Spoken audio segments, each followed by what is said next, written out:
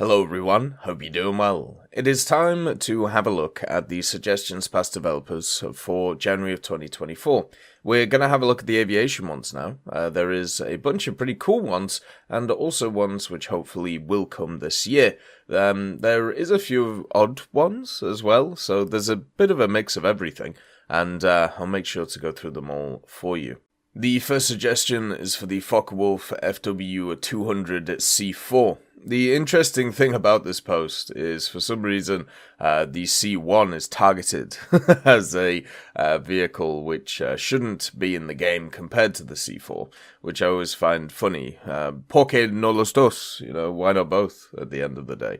The C4 was the most produced model of the Focke-Wulf 200 series. The difference between it and also the one that we have in game is it has different engines, the BMW Brahmo 323 engines. It also had a reinforced airframe. Both of these meant that it could actually carry a better bomb load. It also got access to different bomb racks, meaning that it could carry different bombs, and also a mixture of MG151s and also MG131s all over the place, which is pretty nice. Basically, it could also carry the Vergeltungswaffe 1, and its maximum bomb load was 5,400 kilos, which is pretty nuts. The maximum speed as well would be around 410 kilometers an hour, so this thing would not be screwing around. There is a ton of variants of the Focke-Wulf 200. It's definitely one of those that they could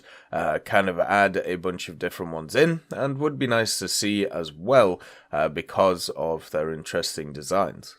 An Ilyushin makes it in too, the IL-102. This one's actually pretty cool and also has a very funky design. In the late 1960s, there was a resurgence in Soviet interest for an attack aircraft. The Ilyushin Design Bureau, based on experience in the wars of Vietnam and also the Middle East, proposed a two-seat model called the IL-42, powered by two AM-5F turbojets. The IL-42 wasn't entirely new, but a modernization of Ilyushin's older IL-40 jet attacker from the early 50s, which saw limited production run but never went into service. In 1969, a design competition for attack aircraft was announced in the USSR, with the Sukhoi, Yakovlev, Mikoyan, and also Ilyushin bureaus all participating. They respectively presented the T-8, Yak-25 LSH, MiG-21 LSH, and also the IL-42, with the winner being Sukhoi's T-8, the prototype that would eventually become the famous Su-25. However, Ilyushin did not end development of its project under G.V. Novozilov. The IL-42 received a reshaped nose for better visibility, stronger weapons, and more powerful engines, as well as a new designation, the IL-102.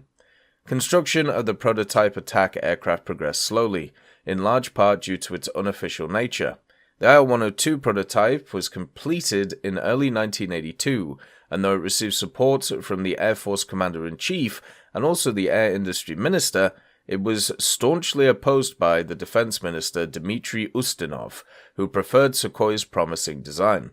However, using the designation OES-1 for Experimental Aircraft 1, its first test flight took place on the 25th of September 1982 in Belarus, away from prying eyes. The IL-102 was a highly unusual design for its era, as it was reminiscent of a World War II-era IL-2 Sturmovik. Its most distinctive characteristic was the presence of two cockpits, one for the pilot and one for the tail gunner, to remotely control a GSH-23L. The idea was that the effectiveness of missiles would be reduced by jamming, countermeasures, high maneuverability, and the presence of a second person to watch the rear half for incoming missiles. Therefore, the attacking planes would resort to guns and have to face fire from the tail cannon. The plane also received armor plating around the cockpit, engines, and also fuel supply. For all its seemingly outdated characteristics, the IL-102 still utilized some state-of-the-art technologies. The two engines used, the RD-33Is, were simplified versions of the non-afterburning versions of the turbofans used on the MiG-29. This appears to have made the plane quite maneuverable with a tight 400-meter turn radius. At the same time, it could fire a variety of modern weapons, including the R-60M and R-73 infrared missiles, as well as a variety of AGMs. The IL-102 completed 250 test flights between 1982 and 84, showing no serious defects. However, by that point, the Su-25 was already in production, and the Ilyushin had no serious advantages, other than their controversial tail gunner. An attempt was made to resume the project in 1986, but failed, and the aircraft's only public appearance was in 1992 Moscow Air Show. Since then, it has been stored in the Gromov Flight Research Institute in Zhukovsky, where it was installed as a monument in 2005. This vehicle does have a lot of weapons, as said.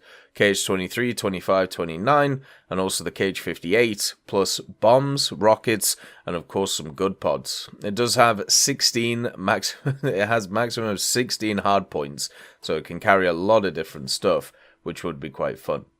For Japan, we have the Kawasaki P-1. Basically, with its large amount of P-3Cs that have been in service for some time, Japan was looking for a replacement, something that would exceed the P-3C's capabilities. While offers such as the P-8 and the Nimrod MR2s were made, Japan did not see them as suitable candidates, and decided to focus on development for a domestic maritime patrol aircraft which started in 2001. By September 2007, the P-1 made its first flight and officially entered service in 2013. They are currently replacing the P-3Cs. Unlike most aircraft of the type, which are usually civilian commercial transport aircraft, the P-1 was built from the ground up for maritime patrol. The vehicle itself has quite a lot of pretty advanced features, and that is kind of shown in its weaponry as well. It has 8 hardpoints on the vehicle, and it can carry AGM-84s, ASM-1Cs, Type 12 ASM Improveds, the Mavericks, Mark 46 torpedoes, Type 97 and 12 torpedoes, and also ASMs, and of course depth charges too, since it's designed for maritime patrol. The vehicle itself has 4 IHI Corporation F7s and a maximum speed of 996 km an hour. For China, we have another J-10. The J-10 was actually passed before, but this is specifically the J-10S variant. In 2005, China introduced its newest airframe in service, the J-10A jet fighter. In order to accommodate previous pilots to get familiarized with the J-10A's general performance, China ordered a specialized 2-seater variant of the jet aircraft, known as the J-10S. It is manned by 2 pilots, which includes one as an instructor. This jet allows China to train newer pilots in different kinds of performance and also weapon systems the J-10 has to offer, and introduces Chinese pilots to the instruments of the all-new glass cockpit. In 2009, as mainline J-10As were often shown flying with PL-8s and PL-12 AAMs, new images surfaced on the internet regarding the J-10 carrying PL-11 missiles during its flight training for China's 60th anniversary air show.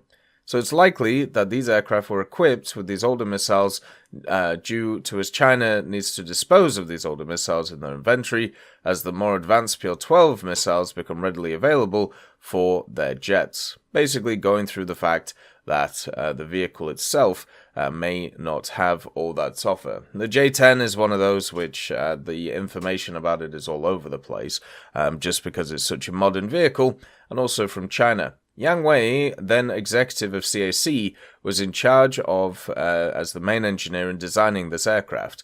It was his craft to convert the iconic J-10 into a twin-seater. In 1998, at the first flight of the J-10, Yang Wei was tasked with checking the integrity of the fly-by-wire system. He ensured the safety of the prototype and gave the test pilot a go to try the jet out. 3 years later, in 2001, he was tasked with designing the twin-seat variant. Compared to the single-seater, the twin-seater still had a number of complex issues that needed to be sorted out before being put into production. At the same time, the time frame for completing the J-10S's design was short. He had to sort out the issues all within 2 years. As he experimented more and more with the design, in 9 months he had successfully completed 3 different design stages for the J-10S. In 2003, the first J-10S, known to the West as the J-10B, was flown for the first time. By 2005, the development of the J-10S was completed and the twin Cheetah was put into production. Soon after, the plane went into the PLAAF as a successful conversion trainer for Chinese pilots, as more and more pilots got familiar with an indigenous Chinese jet design and also its electronics. The pilots trained in the J-10S eventually get placed into the single-seat J-10A variant, which is produced in a higher number along with its subsequent variants. Pilots flying it can also be converted to the J-11B, 15, and also 16 jets due to the nature fly-by-wire systems, or continue their training on the J-11BS and J-15S trainer variants of said aircraft. Meanwhile, the legendary engineer for Chengdu Aircraft Corporation was highly regarded by the Chinese as a successful engineer in the Chinese aviation industry. Not only he was the reason why the J-10 was so successful, he had also accomplished another great feat, succeeding in designing and engineering two aircraft at the same time. Back in 2001, Yang Wei not only did receive missions for the twin-seat J-10, he had also been tasked with another great project on his hands. In 2003, the same year the first J-10S prototype was flown, his other creation had also taken off to the skies. The jet is entirely different from the J-10, and its name was known as the FC-1 Xiaolong, which we all know as the JF-17 Thunder. The next vehicle is the Aermacchi MB.339A. This actually has been passed before, which is quite interesting. Basically, this is a kind of ground attack version of the MB.339. Compared to its predecessor, the MB.326, the MB.339 is characterized by raised rear seat, which is essentially to provide the instructor with good forward visibility, especially during armed exercises. The Aermacchi MB.339A, supplied to the 61st Stormo of Galantina, with which students pilots of the Air Force carry out Phase 2, which is primary pilot training, common to all student pilots, military, aimed at identifying the lines on which they will fly, fighters, remote piloting RPA, helicopters, conventional transport, stuff like that. Besides being a very good trainer and useful for close air support missions, the MB.339A has proved to be very favorable for French tricolore activities. And also, for the extension of the MB.339A and Pan Operation Life, a midlife update was provided, one of the main improvements of which became the new radio and navigation equipment, including the installation of a GPS.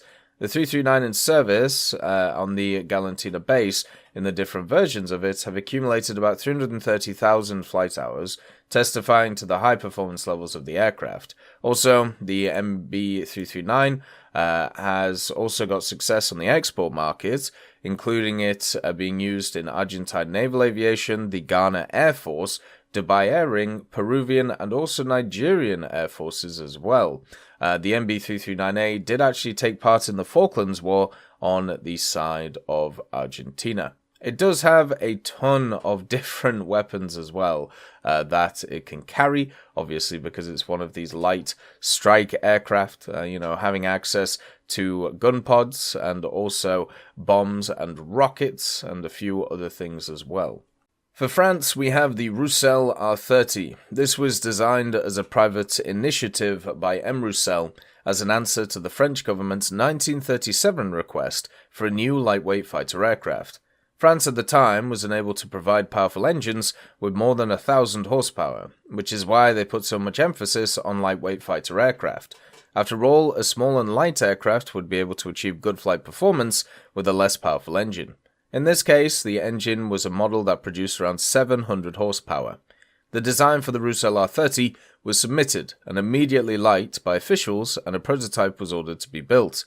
As you might notice, the aircraft bears a certain resemblance to Bloch's MB.151, and that is no coincidence. M. Roussel was the brother of the designer of the MB.151.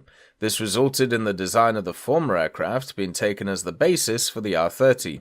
The dimensions of the 151 were downscaled to come to a smaller and lighter aircraft, which may be a good fit for the promised engine. The resulting aircraft was about 1.5 times lighter than the MB.151 that it was derived from.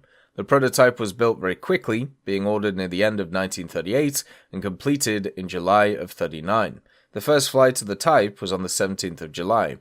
Official military testing started at CMEA near Paris in August of 39. The performance of the type was admirable, and it even outperformed the Quadrant CR-714. In its turn, though, it was outperformed by the VG-30 and also the D-520.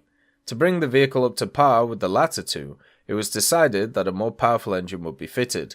An 800 horsepower model was chosen, and the aircraft was soon dismantled to have it fitted. Unfortunately, by the time the Germans reached Paris in June of 1940, the aircraft was still dismantled. It was quickly loaded onto a truck and moved to Bordeaux to prevent it from falling into the hands of the enemy, and sadly, after moving the aircraft, it was seemingly never reassembled and was eventually lost when its hangar burned down in 1942. It was a single-seat, all-metal low-wing monoplane. It featured two hydraulically retractable landing wheels and a retractable skid in the back. Power was provided by a single Gnome and Rhone 14M7, which produced 690 horsepower. This allowed the aircraft to reach a maximum speed of 520 km an hour at an altitude of 6,000 meters. It took the aircraft roughly a minute to reach an altitude of 1,000 meters and 8 minutes to get up to 5,000. The armament was originally supposed to be provided by two HS-404 20mm autocannons, but because of a shortage, they were replaced by the Oerlikon AS autocannon of the same caliber. These weapons were unsynchronized and were mounted on the wings of the plane. Unusually for a French fighter aircraft at the time, the R-30 also had provisions to carry a bomb. It could carry a single 250-kilo bomb centrally under the fuselage. And then we also have the Atlas Cheetah E. This one is pretty fun and hopefully comes to the game for South Africa at some point, but let's get into its history. The story of the Cheetah dates back to the late 70s and early 80s. During those years, South Africa was under an arms embargo. This meant that no nation was allowed to do any kind of military sales in the country. This had a deep effect on the South African Air Force. Plans for future acquisitions and even maintenance of the current fleet, Mirage 3Cs and Es, and also the newer F1. Given the dire situation and the impossibility of acquiring newer aircraft, it was decided that the best course of action was to upgrade one of the already operational weapon systems. Of all the combat aircraft in the SAF inventory, the Mirage F1 was seen as the most capable aircraft, a weapon system that had already been proven against Cuban and also Angolan MiGs with mixed results. This 48 units represented the best SAAF had to offer, and because of that, they weren't going to be subjected to said upgrade. The choice fell in between two models of the Mirage 3, the C and the E. The ultimate decision fell for the latter, as this aircraft were newer, had more remaining service life, and housed a better version of the Atar 9 engine, among other aspects that made it a better choice than the 3C. This would be known as the first part of the Cheetah program, where the initial aircraft would be used as a stopgap until the arrival of the solution. These upgrades weren't rare, as quite a large number of Mirage operators around the globe were dealing with modernizations and upgrades, and also modifications for their Mirage fleets, whether it was a Mirage 5 or a 3, with the objective of putting the French fighter on par with more modern aircraft. During this time, only two nations worldwide offered Mirage upgrades, France and also Israel. The first choice was discarded as France was part of the countries enforcing the embargo. The program fell in the hands of Israel and its main company, Israeli Aircraft Industries, a company which had more experience in the field of Mirage upgrades. Relations with Israel were already very strong regarding defense, as IMI and other companies already were permanent suppliers of the South African Armed Forces. It's worth noting that Israel had experience upgrading the legacy Mirages, as by that time they already had upgraded their own, and more recently they were upgrading the fleet of Argentine Air Force, a similar but more simplistic standard to what we're going to see in the Cheetah E. This experience and the fact that Israeli companies could produce most vital components of the upgrade made them exactly what the SA government was looking for. One of the things that the SAAF put as a requirement was the possibility of carrying out the upgrades in the country at the hands of Atlas, a company that was known by its licensed production of aircraft and helicopters as the Impala, the Italian MB.326, the Puma, and also the Alouette 3, and the assembly of various Mirages. Even though the first units to be upgraded would be done in Israel, the rest of the aircraft would be upgraded in South Africa. As we said earlier, South Africa was a very large Mirage operator, one of the only ones to have the CE, B, D, D2 and also R versions in operation. From this pool of Mirages, only some were to be converted. The models that were initially discarded were the C and B variants. These were the first Mirages to be adopted by the SAAF. The C and B variants were in a rough state, were smaller than its more modern brethren, and had the older ATAR 9B engine, making them a bad choice for an upgrade. This would leave the much fit 3E, D, and D2 for the works. The 3E was a newer aircraft, longer, with a more powerful engine than the C. The examples in the inventory of the SAAF were in better shape, and also were clearly seen as the main candidate for the upgrade. The entirety of the Mirage 3E and D fleet would be subjected to the conversion, with the exemption of one unit, which was previously lost. Even though South Africa had a decent number of Mirages, another model would make its arrival to also take part in this upgrade, the Nesher T. These were the two-seat training versions of the famous Nesher fighter used by the Israeli Air Force.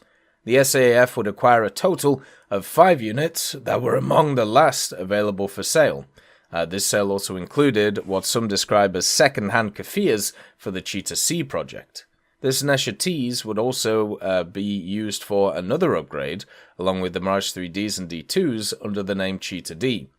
The initial part of the upgrade was also split into 2 different models, the Cheetah D and the Cheetah E, and also a reconnaissance example under the name Cheetah R.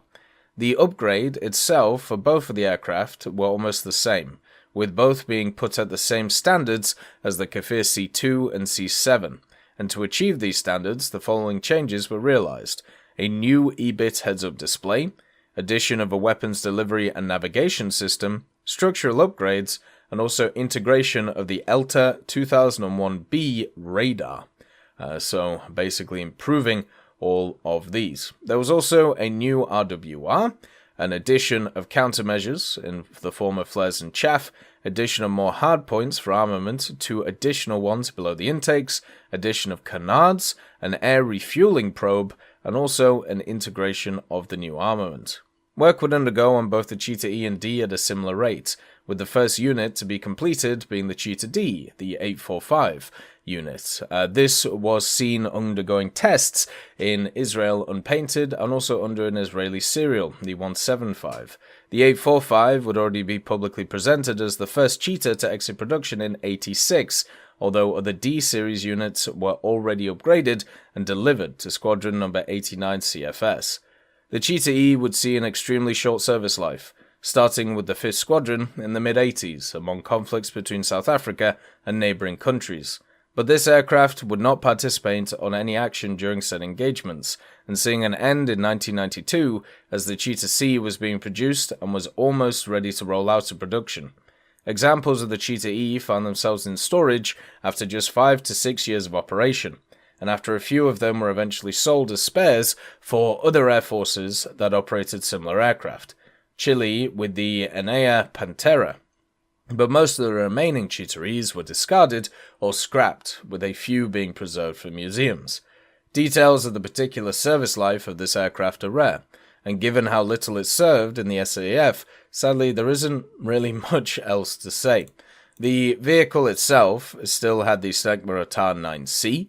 It had a max speed of 2,338 kilometers an hour, and with a total of 7 hardpoints, it could carry up to 6,000 kilos. It also had access to the 30mm DEFAs still, did have access to the Magic 1s, the good old R550s, also the Kentron V3B Kukuri and the Kentron V3C Darter missiles, and also could carry the Mark 81 and 82 bombs. As always, I hope you have a wonderful day, and I'll see you next time. I'd like to thank Schnitzel Stroker, Brendan Quinn, Vilneus, Character Fuel, Carrion Crow, Nicholas Richardson, Gus Irenicus, Pyman, Wartinder, Teddy, Daniel Stanton, B. Young, Opium Prime, Masonocrat, Lafouche, Alan Hacker, Sam Arslan, Uncle Bean, and Derek R. for supporting the channel.